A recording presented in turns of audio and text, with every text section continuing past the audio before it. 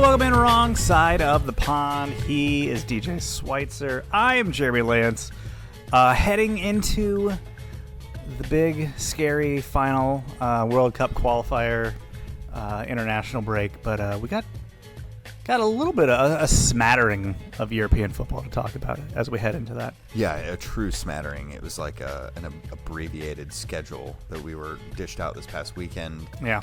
Thanks in large part to, I'm guessing, schedule congestion. It was the FA Cup. Well, the FA Cup was this weekend. Plus, we had, other Premier League teams are fitting in matches. Right. Over the course of... Like Everton played on Thursday. Yeah. And I think play again on Monday, if I'm not wrong. And maybe, I don't know. Yeah. So it's just nonstop. For quite a few of these teams, they're trying to make up 3-4 matches that they were not able to play in the thick of the resurgence of COVID back in the fall and winter. So here we are. Other exciting stuff that's happening in the world of football. The U.S. Open Cup is back.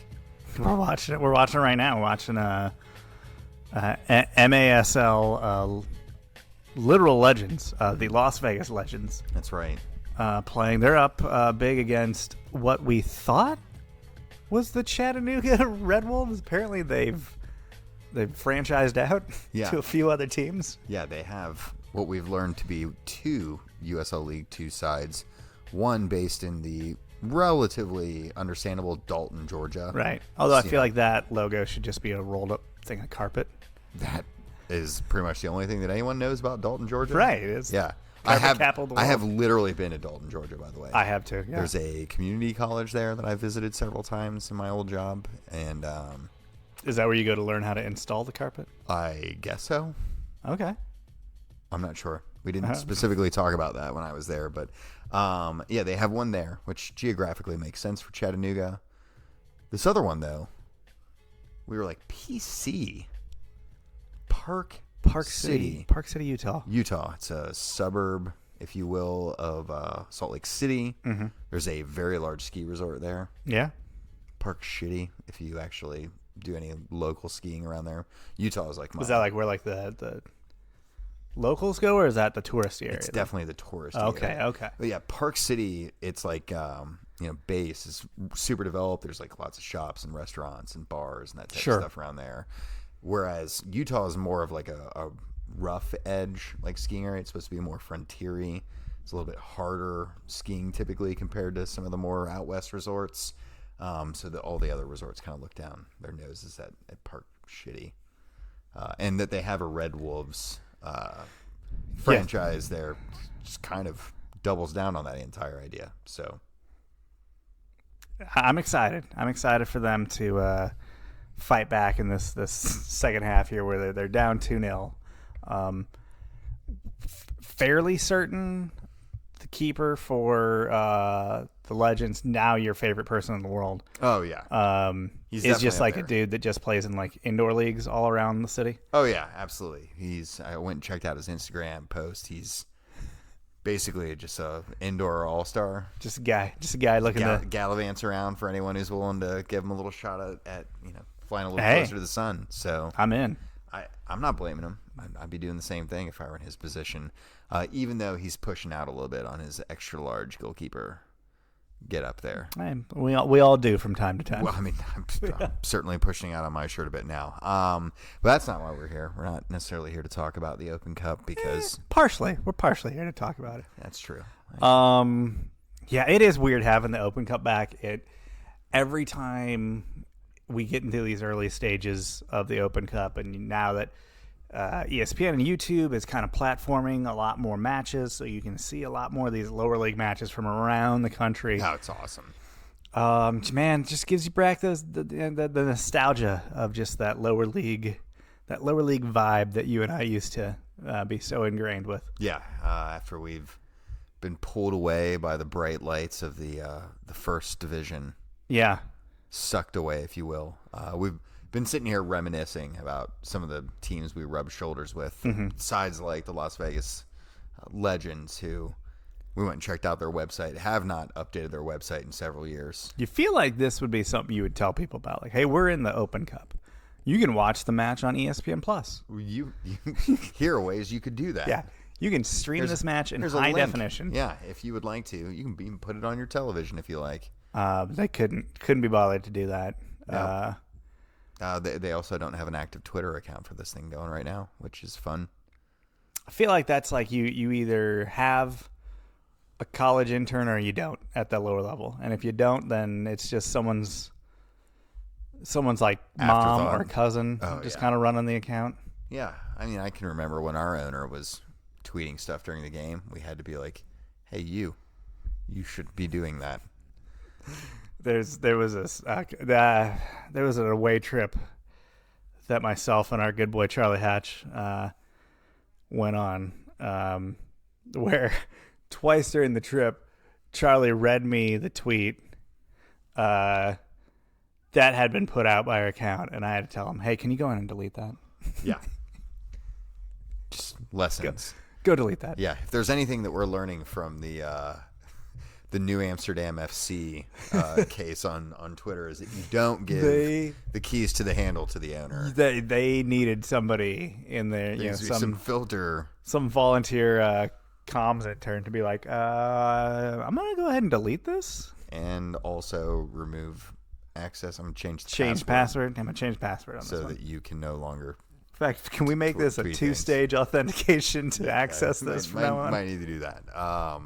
So yeah, there are some elements of lower league soccer that will never quite escape, and I hope never quite leaves the sport. I'm sure it won't. No, despite all of the protestations from those who believe that the pyramid needs to be opened up and whatever, there's a reason a lot of these teams aren't playing at levels higher than what they are, and it's frankly because they can't afford to. Right. I was on a Cincy Soccer Talk this week and was telling the story about back in the NPSL days when Detroit City agreed to play an away game against Minnesota United reserves.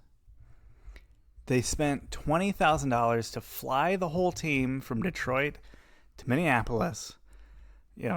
Hotels, meals, all that stuff. It was $20,000, which for an NPSL team, that's like literally a fourth of your annual budget.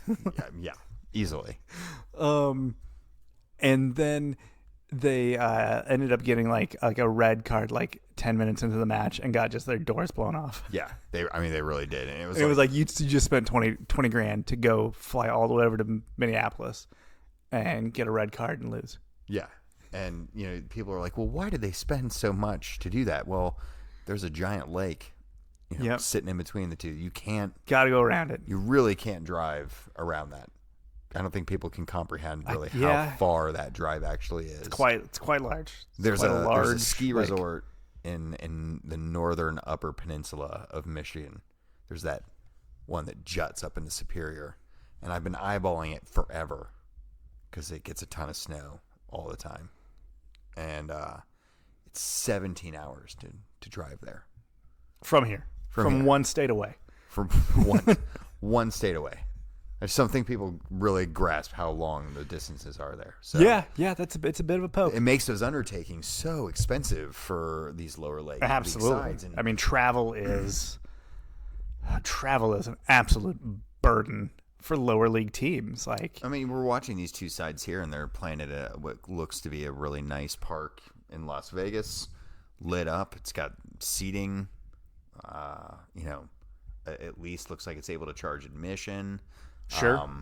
Looks like I could. That's one of the famous hotels there in the background. Right? They got a great skyline shot. From the lower camera angles. There's like the circus thing over there, whatever that is. Yeah, there's a Ferris wheel maybe even. But what's crazy about this is, like, for both of these teams, making it this tournament is a huge ordeal. Yeah, but it's also a massive expense. Yeah, I mean, and they get reimbursed too, which is a part of it. It's good, but not near as much as the expenses typically are. And again, I mean, that's just for this tournament. Your regular season stuff, you're not getting reimbursed.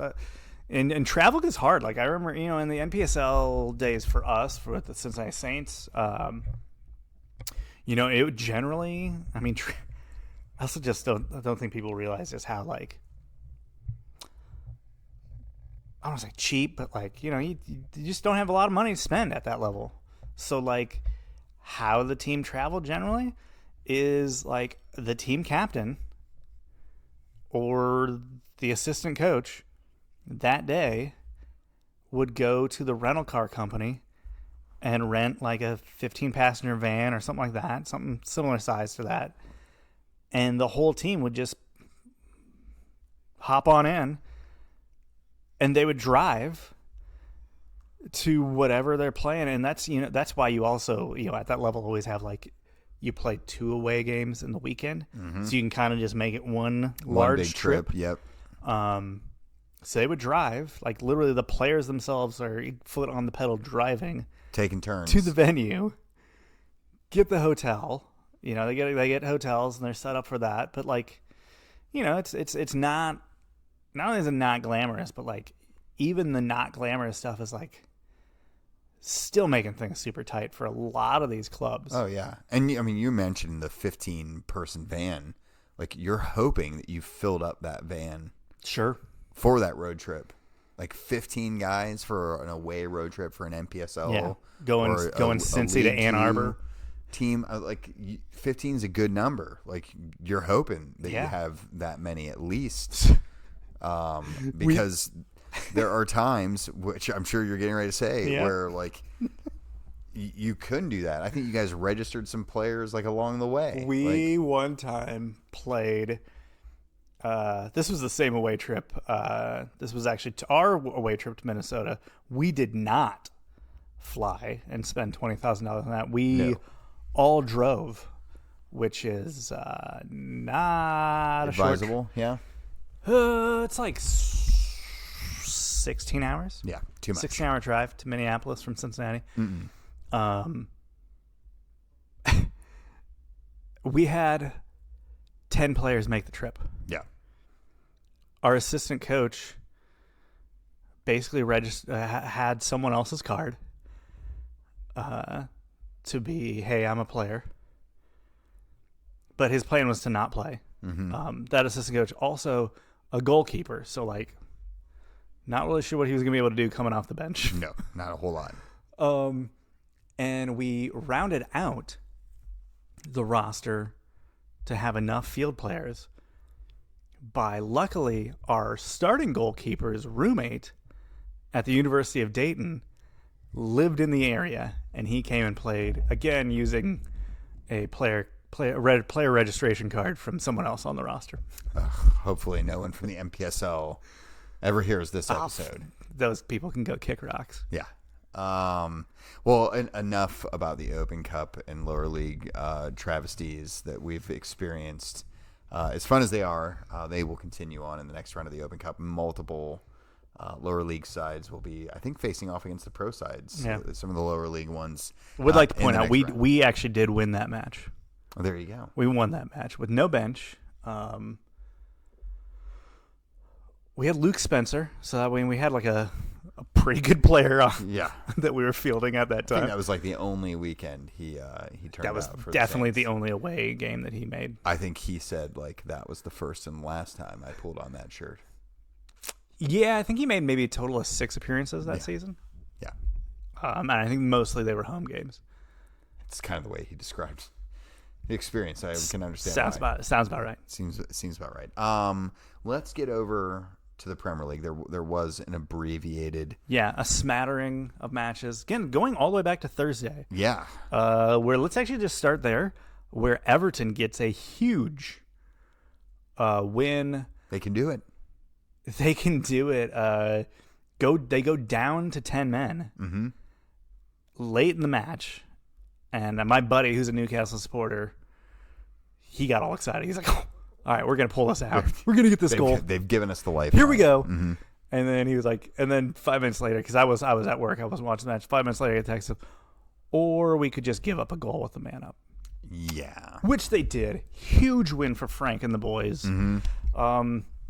Listen, they're in an absolute fight, but they find themselves finally getting a little bit of daylight. I think when we last talked, they were literally it was on goal differential alone how they were not in the drop zone. Yeah. Like they were razor thin margins. Yeah, they currently are only 3 points off the drop at this point. I do think they've got a match in hand. Yes. On the side behind them.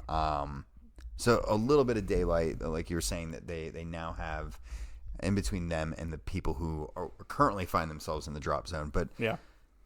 They get another blow today. Andrews Townsend ruled out for the remainder of the season with an ACL injury. I'm not clear if that's a full rupture or what, but he's down and out, which not necessarily a full-time starter for them, but also one of like 19 players they have that can play in that wide role. So listen, we always joked about it when he was Chelsea's manager, but like, you think Frank has legitimately thought, can I register myself as a player? He might be. He might be at this point. I mean, they're lacking a little bit like a midfield presence that he was capable of offering. But unfortunately, I can't imagine he's got the legs for it anymore. Oh, probably not. Probably. I don't know. Barely had the legs for it that last go around that he had. The one with City? Yeah. Yeah, no, he definitely lacked the legs at that point. Although he was the guy everyone at Chelsea will tell you, he was the guy that was like the first one on the pitch for training, the last one off. Like, oh, I'm sure. Super regimented. I can't imagine his work ethic took a dive. I'm sure it was more along the lines of like, I can't get there anymore. Yeah. It's kind of like if you're old. I'm in my mid-40s. If you remember Carlos Valderrama playing in his late twilight of his career in MLS, dude ran the entire match without ever leaving the center circle. Like just walking around no more than 10 yards in any particular direction. And that was kind of what Frank was doing. Yeah. Robbed him of his probably best trait, which is those late crashes into the box. So if he just hung around the box, he could crash it. But if he got pulled too far away from it, then there's no long way back. Yeah. So as much as I'd love to see Frank doing that again, I think pretty much have to play himself as a false nine at this point to make that happen. It might be.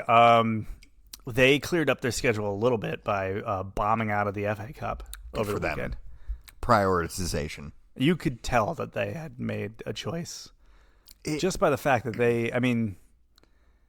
it was Crystal Palace, and you would have thought they were playing like City. I mean, they got smacked pretty good. They really did. I mean, Palace, what was it, 3-4-0? That's 4-0. Yeah. Palace really handed it to him. Although you do have to say Patrick Vieira has them playing pretty well at the moment. Yeah, he's got them dialed up now. Yeah. He's unleashed the dragon a little bit, and some of the talent that they have in that side. Can they do it versus Chelsea now in the semifinal? I mean, it'd be how huge would that be for Crystal Palace to make it to the FA Cup final? For them, huge. Yeah, like truly huge. Also, I mean, given that there's actually some rivalry there, isn't there? With Palace and Chelsea? Yeah. I mean, they're London clubs. Yeah, it's a London derby. Yeah, so right? yeah, you got that traditional stuff going on there. But, yeah, I mean, it would be a huge result for them. Do I think they can do it again against Chelsea? Probably not. And then if you do it against Chelsea, your reward is a final against either Liverpool or City. So congrats. Yeah, I mean, it's a tasty semifinal on the other side of that draw. But yeah. No, it's hardly a reward. Hey, they're going to let Chelsea sell tickets. Good for them. The them. government has decided that they get to sell tickets. Now, please ignore the fact that said match that they are going to sell tickets for, it takes place at the national team stadium. And obviously, funds are a little more tied to the FA. Sure. But, yeah, they get to sell those tickets. I think that's fair. Sure. Why you seem you got a little smile going over there. Well, it's just, I mean, now that it's tickets that the FA can benefit from, suddenly, I guess we can let you. Yeah. I'm sure you find yourself in a precarious situation trying to toe the line of what feels fair and what feels unfair at this point. just hurry up and get this sale over with. Like, Yeah. that's what needs to happen. So this wasn't a match that happened this weekend. Chelsea were off. Well, they played in their FA Cup match. In league action, right? Right. So, they were off in league. league. They were. I forgot who they were supposed to play. I think it was actually supposed to be a good match. They've once again we've had to punt. Yeah. Which, have you noticed they haven't like even rescheduled some of these? Loads of them have not. Like the been North rescheduled. London Derby has not been rescheduled. If you go to the Premier League website and you go to schedule, normally it like shows you. It's just a 404 error. Well, it's got like, you know, normally like the upcoming matches, like the next round of games that you could look at and watch.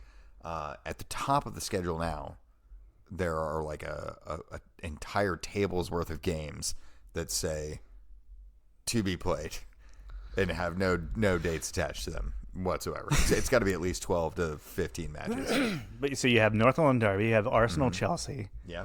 Yeah, you have all these I mean, there's good ones stuffed in there. Yeah.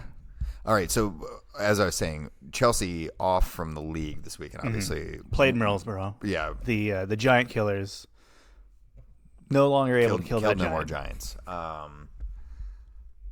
Lukaku scored a goal.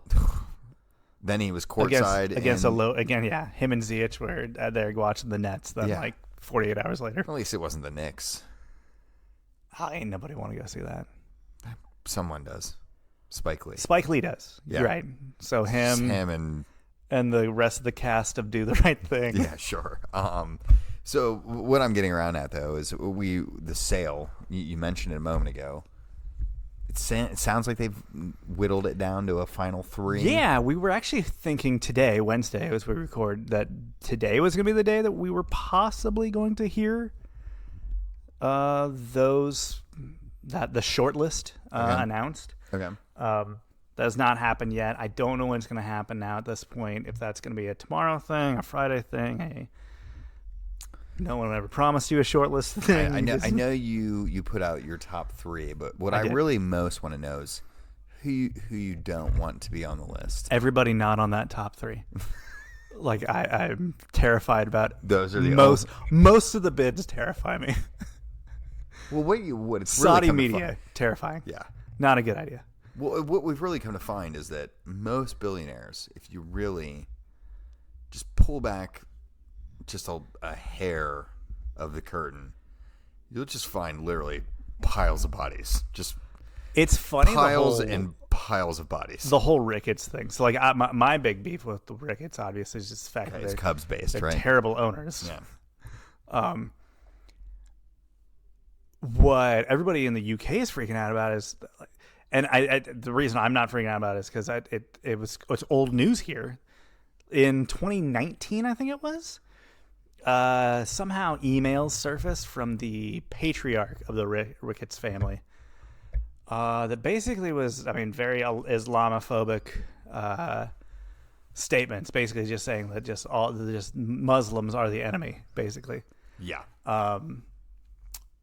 Does obviously not go over very well in most of the world, where that's more of a broader population than in middle America. It's like in the Midwest, people are like, "Ooh, you probably shouldn't say that." Most people say, yeah. I know some people around here that will happily say that. Right? Yeah. Most people were saying, "Oh, you probably shouldn't say that." A few people are like, "That's right." Yeah, right. Get them. Yeah. But obviously, in the UK, obviously, just the people that follow the global game, that's a huge section of that population. Oh, that just got put in the crosshairs by those comments. Yeah, absolutely, and not to mention multiples of your star players. Yeah, undoubtedly. Yeah, and perhaps even one of them that's hasn't made his decision on if he's staying with the club after this season or not, right? And is maybe wanting to see how this ownership thing shakes out to make that move. It just seems such a predictable thing for an American billionaire to say. An old rich white guy in his 80s said what?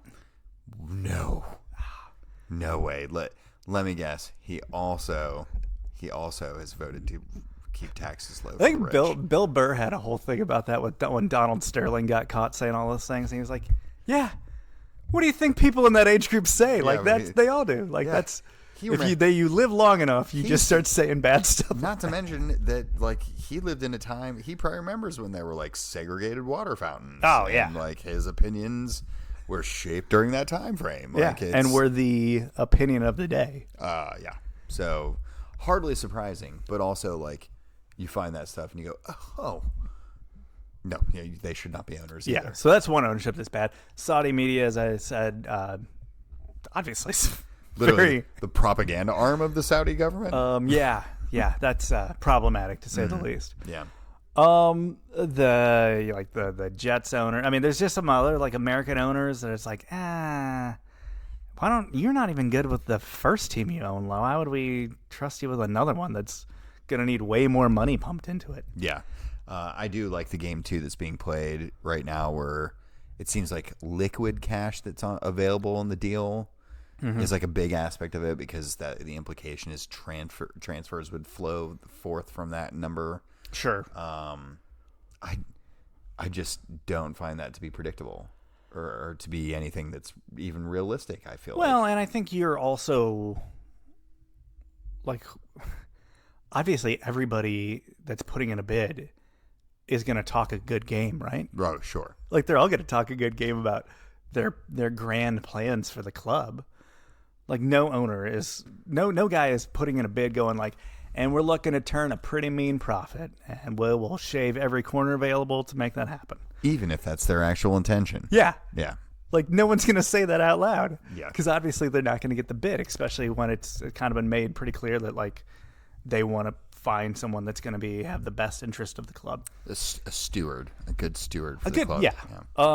So I don't know. I mean, it'll be interesting to see. I put out my three, which is the Dodgers owner. Mm-hmm. There's like 4 or 5 guys, like East Coast U.S. ownership guys. They own like the Sixers and a few other teams. And then Nick Candy. I don't know anything about him. He seems like a bit of a cheeseball, just a cheeseball, like billionaire real estate guy in the UK. But he also just went and bolstered his bid by basically getting the backing of massive South Korean investors, including like essentially the investment group that's like the biggest public pension fund in the country. Oh. Well, so that's like $1 trillion. Yeah, I mean, which would be, not so bad from a monetary backing standpoint. If you're trying to avoid corruption, though, the South Korean government, not necessarily. Oh, come on. Those people are saints. Listen, South Korea, as far as some of the other, countries in that region of the world, are perhaps a little, better off. But I mean, they've had like numerous of their last presidents locked up for corruption, and much like Japan, like they're controlled by like feudal families that like still control all of everything in South Korea, and most of them are pretty corrupt as well. So basically, they're the Illinois of Asia. Yeah. Okay. Yeah, that's a great analogy. Where most of their politicians end up in jail on corruption charges. Yeah. I think one of them just got pardoned too. So I mean, I feel this is right on brand. So anyway, that's where Chelsea stand. Yeah. It's a big old mystery. We will have to wait and see what happens there. City and Liverpool, as we mentioned, also off this weekend. Yeah, as they advanced in the FA Cup to play each other. Yeah, which will be fun. I mean, I'm looking forward to that. Winner gets to win the FA Cup. Yeah, that's good for them. I like when we have these little matchups between these top sides, because we inevitably get these graphics that everyone puts out, and I can't remember which one of the organizations did this, but there's this great one that says since the start of the 2018-19 season, Liverpool and City have accumulated each, respectively, total points. Liverpool 334 points. City 335 points. That's a good amount. 1 point separating the two of them over the course of the last 4 seasons. It's wild. It's just a ridiculous number, to be honest. So That's where things stand at the top of the table. Still just a point separates them, and just that single point between nearly 700 points between them. Spurs getting a big one. Yeah, you guys got a big win. That was a huge win, actually. Just seismic from a... It was West Ham, right? Yeah. I mean, West Ham is a game you guys lose at this point in the season. We lose a lot of matches to West Ham in general. Yeah. But 3-1 win. Get out to an early start with a Kurt Zuma own goal. Everyone probably meowed and hissed at him nicely after that. But then Son got on the board, 15 minutes later. West Ham eventually pulled one back before Son tagged one on in dying minutes of the game. But this is big because Spurs find themselves now just 3 points back from Arsenal, although Arsenal do have a match in hand. Oh, man, just excitement happening here in the Open Cup. But this is just huge because Spurs are within touching distance now of the Champions League, getting ahead of steam if they can get consistent results, which has been difficult for them this year. Could be enough of a difference given that Arsenal just regularly are dropping points. Yeah, but they didn't drop points this weekend. No. Arsenal get a tough, hard-fought 1-0 win over Aston Villa. They find themselves now only 5 points back at Chelsea. They're 3 up on Spurs, but they have a game in hand on Spurs. Yeah, they do. They do have that North London derby. You do have that. Mm-hmm. So I don't know. Arsenal's not the team I think is gonna falter at this point. As of now, Odegaard right? is playing really well for them. Sure. I still really hate that he signed for them. I've enjoyed him as a player since he's really broken on at the young age that he did. But they're grinding out results now, which is just not something that they were doing before. Mm-hmm. And it's not like the free-flowing like Arsenal stuff that everyone maybe prefers. But I think it's getting results. Yeah, I think their fans would probably take the consistency at this point. But I did like Saka got the goal in this. He also was kind of complaining throughout the course of the game to the referee from asking for more protection. He said something about it after the match. Steven Gerrard was asked about this, and whether he thought his team was being did he have some physically abusive, hot button or some controversial topics there? He did. He just did the donkey thing and said, "I'm sitting here now with screws in my hips. I've had about 16 operations. I'm struggling to go to the gym at the moment. That's all on the back of earning a living in English football. He'll learn, and he'll learn quick." Okay. I mean, is he basically saying like, well, because I got kicked, it's okay that we kick other players? Is that essentially what he's getting at? No. I think this is just your typical older generation. Totally. And it is a generation where, it was a more violent game. Yeah, sure. Go back, especially if you go back to the earlier stages of Gerrard's career. Oh, yeah. Try go watching a 90s 90s Premier League matches look like there should be a body count in most of them. If you've ever spent any considerable time watching Diego Maradona's highlight reels, you will understand when people are like, Messi has it easy compared to what these guys were dealing with. The football in the 70s and 60s and early 80s was legitimately and everything went. Yeah. Soccer is very similar to the NBA and the NHL in that standpoint. Oh, yeah, definitely. And you go back 20 years, 30 years, and it's a much more physical, violent, dirtier game. Mm-hmm. Where now, across all those leagues, all those sports, the play is a lot more technical. The ability, just the sheer finesse and ability of the players is at a higher level. Yeah. The fitness is at a higher level. There were guys running around all those pitches in the 90s with just straight up guts. Guts? guys having thrown heaters down at halftime of matches, just having a dart there at halftime. You could find, I mean, routinely star players who would just go out and get wrecked the night before the game. Yeah. And like would have to be dragged to the stadium to show up, and then they'd like spit out magnificence. Yeah. And then at halftime throw up and then go do it again for another 45 minutes. And someone in that match took a horrible tackle and just moved and just went on with it. Absolutely. Because they expected to just be absolutely maimed in each match. I mean, watching videos, my ACLs just snap, like watching the tackles that are put in. So I was listening to an interview with former NBA player Don McClain the other day, and he was talking about how what they used to do under the basket is when big guys would go up for it, dudes would literally go and grab your armpit hair and yank it. Oh God, that would hurt. That was like the dirty crap that they would do. That would really hurt. Yeah, that would not feel good. No. I'm uncomfortable just thinking about that. But so, like, I don't know. Everybody freaked out about Stevie G's comments about like how it's like, oh, and there is a little like, oh, you toughen up, young man, kind of vibe to it. Earn your stripes.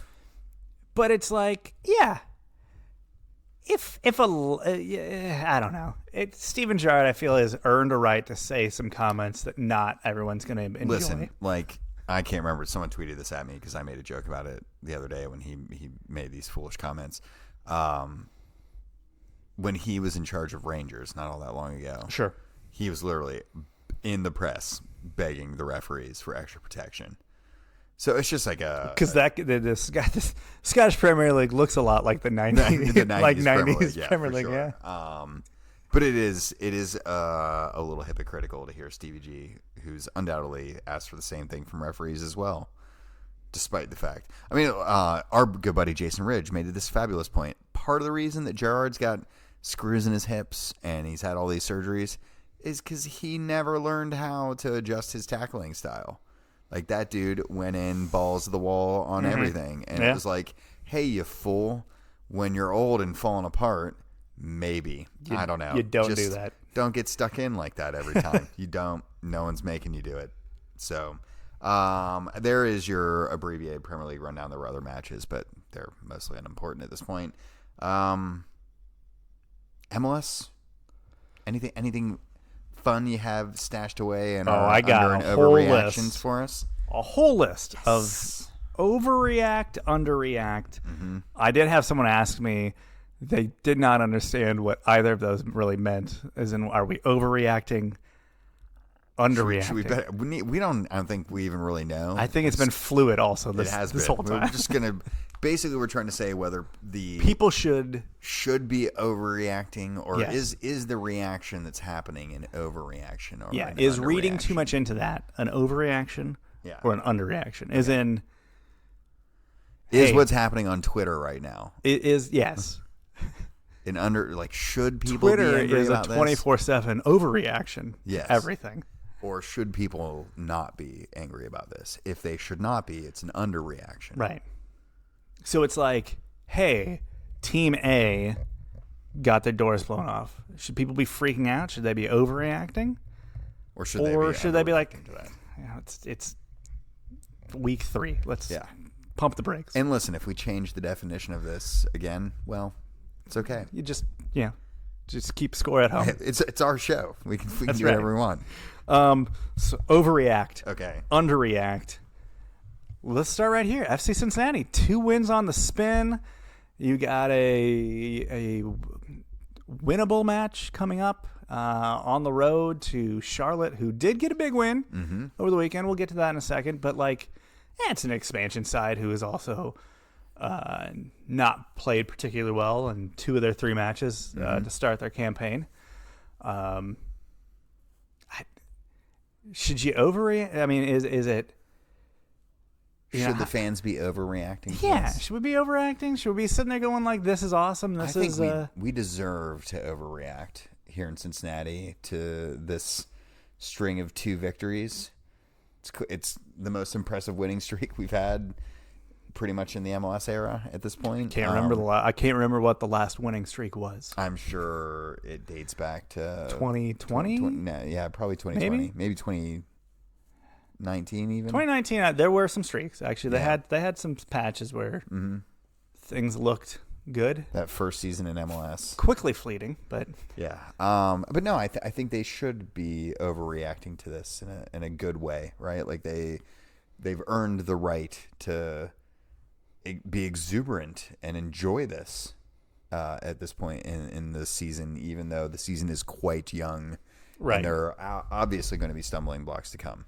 And the two teams, well, Inter Miami, not a good team. We'll get to them next year, but sure. I mean, that Orlando win, like that's you go to Orlando, get a win against Oscar Pareja. I mean, that's a team that's probably making the playoffs. Like that's a good win for that team. Like he did. He was there. He showed up in the game, even shanking shots all over the joint. That's right. Inter Miami, the victim of FCC's latest W. This is a team that has scored 2 goals this season. 2 goals in 4 games. Seems not good. They remain winless. Inter Miami, should people be overreacting? Should they be saying this team is in huge trouble? Neville needs to go. The whole construction of this club is a complete nightmare. Or should people go on like, I think there's enough talent there. They'll figure it out. I think it's clear that an overreaction is deserving, right? Like I think the reaction that should be happening is larger. It is an underreaction so far. And I feel like everyone in the media is kind of being like, this team is trash. It's been put together poorly. And it's like the general consensus that they're pretty bad and everything's kind of off the rails. But this, unlike the other teams in the league, it seems like MLS is very content to just be like, well, there's no problem here. Yeah. You look at that. Higuain. You had a David Beckham in the motor's box sometimes. Yeah. You got multiple members of the class of '92 here affiliated with the club. I mean, what more are you people wanting over here? We gave you the pink kits even. There's Karen Gibbs. Everyone even forgot that he's even here. Look at that guy. Karen Gibbs. How about that? One of their 9 DPs. DeAndre Yedlin is here. Everyone still loves that guy, right? Yeah. He showed up in Miami. Oh, okay. I think people are underreacting to it, even though everyone in the media is, saying what they are. It seems like it's an underreaction to this point. There's not enough people concerned. Yes. NYCFC, should they be concerned? They struggle again. Mm-hmm. Another bad result for them. Obviously, you when we talk about the rough starts that they're having, that Montreal's having, that New England's having, these are clubs that are split in time right now at the beginning of the season with the Champions League. Mm-hmm. And that does, take a toll. I mean, there's sizable travel involved in that. There's high-level midweek matches that they have to kind of shoehorn in and be ready for. Yeah. But this is the current cup holders. Real slow out the gate. I think anyone who's getting too worked up about what's happening with NYCFC right now would probably be overreacting, simply because it is so early in the season. And yeah, Champions League matters, but until we see the league change its roster rules so it can actually compete with the Mexican sides, I just don't think that there's truly any sort of ability for them to be overperforming. And I think honestly what's going on right now is that they are splitting time. It's early in the season. They are, having to focus themselves in a couple different areas, and that's not something this club's really used to doing yet. So, sure. Yeah. I feel like if anyone's getting too heated at the moment, it's definitely an overreaction. Talked about it a minute ago. FC Cincinnati will go to Charlotte to play the battle of the Queen Cities, the Queen City Cup on the line. Is that, have they dusted that out of storage? I don't think so, because that trophy is technically owned by the USL, owned by a USL team, which is still alive. So as of right now, Charlotte Independence is an independent organization from Charlotte FC. Interesting. Didn't even think about that part. Yeah. So I don't believe it's been revived. Can they buy it off of them? I'm sure $1,000 to the local charity will get that done. And I think $1,000 to the Charlotte Independence coffers would be much more. That might be to the them. charity. Is the club. It was an Italian-made trophy. It looked nice. You had, I think you posted the photo from that press conference from a couple of years ago. Yeah, I've got some close-ups of it too. And it looked nice. It's not too bad. It's a nice little cup. But it has not been resurrected to my knowledge. And where is it? That is an excellent question. Like this Charlotte, who last retained that? So Charlotte last retained it. So they essentially probably should have right? it. I don't know if it's there though. Okay. So the second match was played in Cincinnati that year, I believe. Mm-hmm. Cincinnati won that match 2-0, but lost 4-3 on aggregate. Okay. But I don't know if I don't believe the trophy was brought to the stadium that day.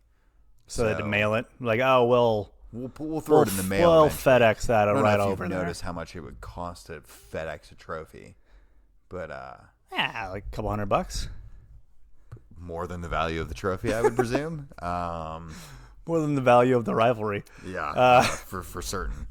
But anyway, it's probably at the office of Charlotte Independence. It is currently there's just a bunch of like now and laters in it that people can grab. Some Jolly Ranchers. I would imagine it's maybe like rubber bands, or it's where they keep extra paper clips. You put your business card in there, and you can win a free lunch from whatever their sponsor is that's doing free lunches that week. But anyway, the Charlotte FC side, yes, you're asking a question about, I believe. They got their first win as a franchise. Surprising result against New England, who dropped another one. But we'll start with the Charlotte side of things. They got a win, a convincing 3-1 win over what was the best team in the East last year. Sure. Should fans overreact and be excited and be like, hey, maybe we got something here? Or should they temper that and go, Bruce Arena doesn't care till June? They need to be underreacting to this. I think this is a side that, what was this, like 3 weeks ago, that their coach was saying that they were screwed? Yeah, it was preseason. With their roster construction, and it is definitely not a fully constructed roster at this point. So I think they should be underreacting. If they're taking too much from this initial result, I can just point to all the spoons that FCC collected after dousing Portland in their home opener. So New England Revolution, I know we can easily go the easy route and just say, oh, same thing as what happened with New York City, CONCACAF. What? This is once again another result where they give up 3 or more goals. They're missing Matt Turner. They're going to lose Matt Turner. Did they miscalculate this? Are they going to need to go out in the summer and get a keeper? Because I think kind of look at this being an issue. I do think they need to. And they also lost Tejan Buchanan for Europe. They've had some other guys who've moved on. The Bruce calculus doesn't always work out. Sure. And we've seen some of his sides, not live up to their potential as right. well. There's been sides that did the usual Bruce Arena, let's wait a while to get warmed up, but then when they did, it just didn't really happen. Yeah, and maybe we're waiting just for the thaw, the Bruce thaw that doesn't come until midway through the season, when they've got enough time to get themselves into a decent playoff position. But no, I think there is a little bit of concern there. I think the shuffle in the roster has created some chaos that maybe he wasn't quite anticipating. So I'm intrigued to see if he can turn it around. Well, if anyone can do it, allegedly it's Bruce Arena. Yeah, allegedly. Except for that one time where it definitely didn't happen for the national team. Oh, yeah. But other than that, he's your guy. Yeah. Nashville, back-to-back losses, kind of a bit of a coming down to earth for a side that started out the season really hot. You had a lot of pundits, including one in this room that I'm looking at. Yeah. Pretty high on this club heading into the season as far as where they were going to finish in the Western Conference standings. I think you were even saying that they were going to struggle a bit out west due to the competition I just factors. thought the travel. I thought the travel was going to get them. Yeah. If the travel's getting them already, I think they've only played like 2 away games. Welcome to the marathon. Granted, folks. they were Seattle and I think Salt Lake, but there aren't many close ones out there. No. No, that's what I'm saying. So is this an under or overreaction? Should I'm not ready to be going like, oof. Maybe I'm not ready to hit the good. panic button yet. But that Dax McCarty red card, that was a weird one. So out of character for him, which makes me wonder, like, did he just lose his cool for a moment? It took me the third viewing of that, like, the videos on Twitter, it'll just kind of restart itself, for me to go like, oh, wait, that's Dax. I know. What? It felt like I was watching a deep fake. I just thought it was some just random dude on the team. I don't know the roster super well. He just doesn't Just some random white guy on the team. Just some ginge just come out of the bench. Some random dude. Is that Laurentowicz? Didn't he retire? No, too short. But yeah, it's. I wonder if that, like, this is probably way reading too much into it, but if that was like a little sign of some stressors that are happening, could be in that squad. I don't know. Not all is right. Maybe in the locker room. Oh my! Some drama in the Open Late Cup. Drama. You better be running back to that center circle there. You 3-2 for the 15-year-old boy playing striker there. Yeah, there's some absolute children playing in this match. But yeah, it's a little bit of early troubled waters in Nashville. We'll see how they adjust. And obviously the schedule will have more favorable stretches in it than right now. I mean, they've had to go out and face some real tough Western Conference opponents. It's a not easy start to the season, that's for sure. One Western Conference opponent that has not lived up to the billing so far, Sporting Kansas City. They got rolled by Chicago over the weekend. This is a team that obviously is missing their star striker, but like, last time I checked, like, Alan Polito wasn't playing defense for them. Like, no, there's more than just his absence at issue here. Yeah, I don't. This should definitely be an underreaction. If there's anyone that's getting too huffed about this, if there's anyone that I think can probably settle out some defensive struggles, I think it's probably Peter Vermes. Oh man! And put it wide. Nearly an equalizer here from the Park City Red Wolves. Oh man! Magic of the Cup almost happening in front of our eyes. Dalton Red Wolves would have had this game. They would have put it away. What we needed are the Vegas fans to just billow out some smoke here. They're working on it. Yeah, I can't tell if that was their smoke bombs or if that white van there is having some trouble. Yeah, it's very unclear what might actually be the case. There we go. They seem to have found the smoke button bottom to go again. But I wouldn't be panicking quite yet there. Okay. We are heading into a international break. Yeah. This is a pretty pivotal one. CONCACAF qualifying is getting decided between now and a week from now. A week from right now, we'll know whether we're in the World Cup or not. Yeah. Will it be? Oh boy, will it be that heavy. night in Trinidad and Tobago? It feels all really over heavy. Again? I think we talked about this probably like 3 months ago, and we're like, I feel pretty good about this. Like, we're sitting relatively comfortably. And is it because of what happened last cycle? Yes. And now there's less that fear of that happening again. Because remember, going into that final day, it was like, well, this has to happen and this has to happen, and none of those things are gonna happen. Well, I mean, yeah, maybe one of those happened, but like we're not gonna lose, and then they lose, and then this team loses. Like, I always like going back every once in a while just for an extra dose of humility and reading my tweets from that day and that match, and just watch the confidence level go down throughout the day. Not only the confidence level, but then watching the stages of grief, like tweeted out in live time. Oh man, laughing about it, finding it really funny, then getting really angry, and then being like disbelief washing over me, and then like going back to anger, and then grief, and it was just like all the emotions. I remember being at work the next day, and Andrew and I don't think we talked till about lunchtime. Yeah. Like we were both just stewing in our own frustration. So we were just like just going about our work. There was no like chit chat or anything. Sure. And, like finally like around lunchtime, it was like we just started talking, and we were just both like, I cannot believe that actually happened. I'm pretty sure my wife said something along the lines of, well, your mood is ruined for the rest of the week. And I think I said, why don't we try month? Like it was just so off-putting. Yeah. And I'm viscerally scared of that again. Like I don't know how American soccer Twitter survives back-to-back failures. And part of me hope it scares a bunch of them off.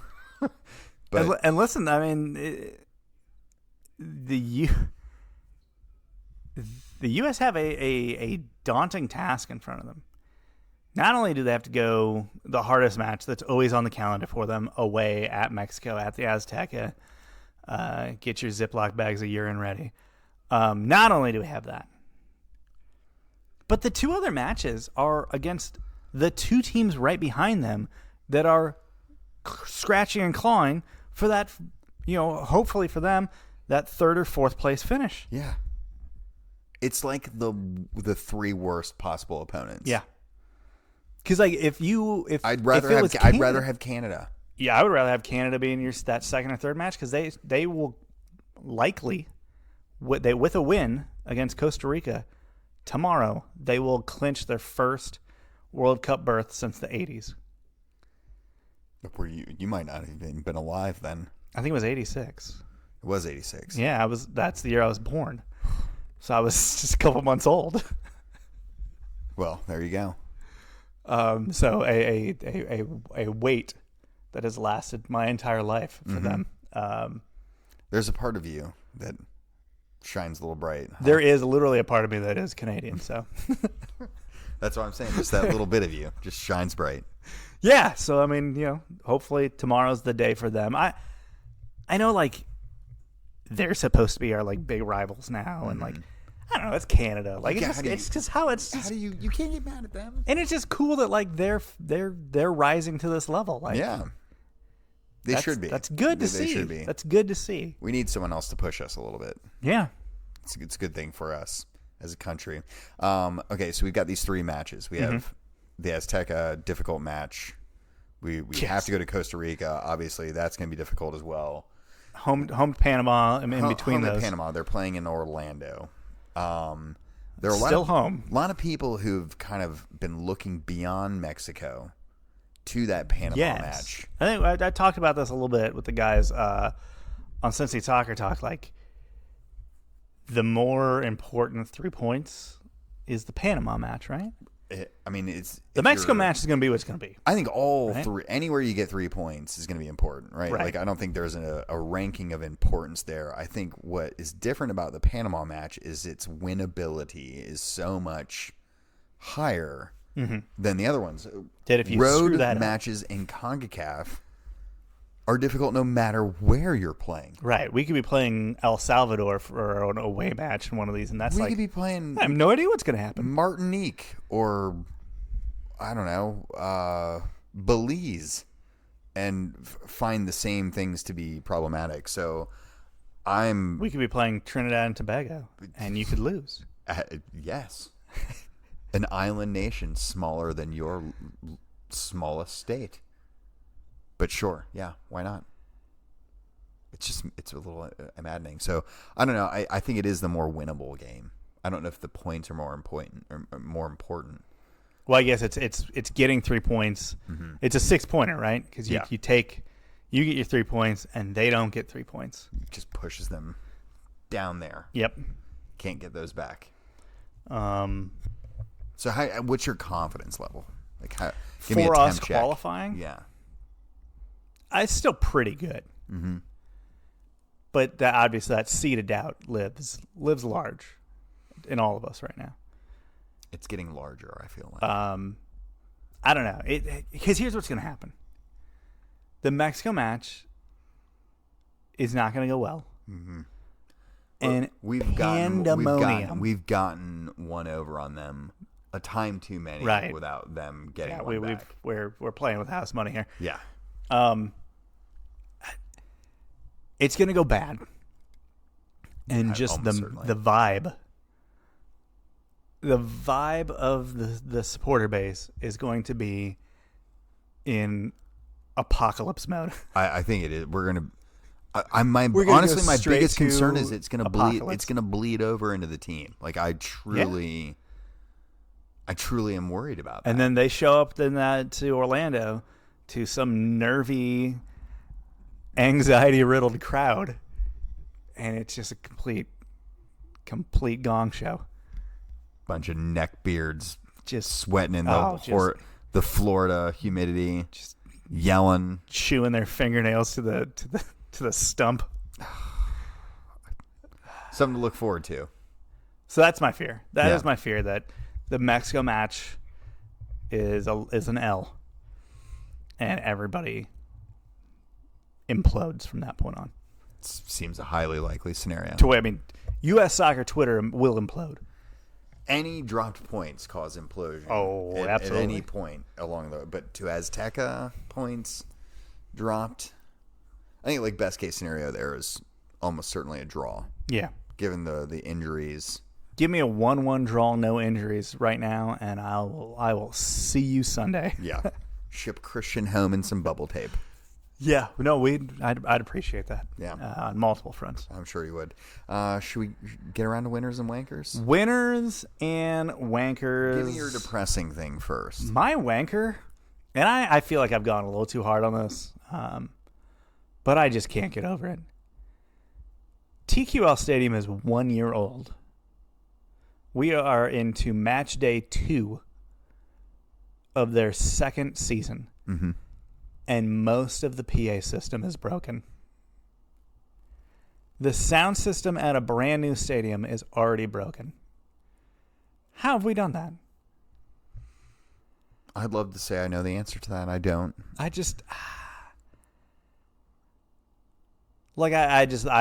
love that stadium, and it's like this shiny, nice new stadium, and it's like that first moment. You get like the new car or like a new pair of shoes. And it's that first moment where like a blemish happens or something happens, and you're like, "You've let me down." It's not perfect anymore. You're not as nice as I thought you were, you jerk. But it's like, genuinely bad that a sound system is broken that early into its use. Yeah, there's really no reason that should be happening that quickly. It was kind of a shocker. Yeah. Yeah, I'm just mostly happy that didn't happen during the U.S.-Mexico game. Probably going to want to get that fixed for that Who concert. Maybe. Probably won't cause a stampede or anything. Wow. So. Yeah, been down that road before. Yeah. Your wanker. My wanker this week. I feel like a jerk even saying this. I'm sick of hearing about Erling Haaland and his mercenary move to whatever club will pay him the highest amount imaginable. Which is, I think, been narrowed down to Manchester City, or if PSG can fake the papers and prove financial fair play that they can pull it off. I think if they get a big fat check from Madrid, which they won't be because their star boy will be moving on a free. But yeah, it seems pretty unlikely. Seems fairly inevitable that it's City, right? Yeah, but I'm sick of hearing about it, and I feel very conflicted because I feel like players should be able to push for as much as they can get. Sure, make that paper. But I'm just sick of this like dog and pony show where he's being like paraded across all these clubs in Europe and meeting with them all and seeing who matches his project the best, and it's kind of like, dude, you are just a piece of the puzzle. Like, how would you feel if you're a Dortmund fan at this point? I would feel like you're kind of almost done with it. I would at this be point, like, right? just don't even show up anymore. Yeah, like we're good. Like don't lose our number. We're not going to win the league anyway. So like, just go somewhere else. Yeah, just go house shopping in Manchester for all I care at this point. So I'm not even a Dortmund fan, and I'm sick of hearing it. So, and I'm with you on that. Yeah. It's been a bit much. My winner. Yeah. Today, the unveiling of USL League One side Lexington Sporting Club. Man, I went the same place. What a freaking great logo that is. It's so good. Very good, classic look to it. Yet then plays right into the whole. It was I did joke about this on Cincy Soccer Talk. I was like, guys, is it going to be a bourbon theme or a horse theme? It's gonna be one of those. Yeah, bourbon felt like the wrong direction to take it because that's more of a. I know they're distilleries, right? Well, right? It's Louisville, Bardstown, that area. Right? Like that's more of the bourbony side of the state, but you do have like Knob Creek. Yeah, sure. I was just the horse Wild one, Turkey. The horse one more so than even Louisville, who has a rich horse racing tradition of its own. Lexington is it's a horse place. Yeah. Like that, it feels like, I mean, as you roll up to Lexington, the highway doesn't even go near downtown, which is weird. And you're just like basically in like farm country the whole time as you're zooming through Lexington. And it's one of those like the logo is so damn obvious, but you didn't even care because they killed it. Like they executed it perfectly. And I liked that the logos. I was a little surprised the logo wasn't blue. I thought like a bluegrass was really gonna like. Is that too on the nose though? And because of UK, I felt like there might be a little drive there, but I'm sure they're looking to give themselves a little differentiation in the market as well. Yeah, I think you want to do that, right? Yeah, but no, it was fantastic. I like the name. That the stadium they're building is going to be right downtown, right next to Rep Arena. Which I'm excited. I'm really excited about it. We'll have to make a trip. Sounds like a plan to me. That was your winner. That was my winner as well. So there we go. If we had some bourbon, we'd raise a glass to it. We would. But, yeah, way to go. That brings us to the end of this week's show. As always, if you want to get a hold of Jeremy, he's at Jeremy Lance. I'm at Wrong Side of Pond. We'll gather again sometime soon. Sure. Why not? Yeah.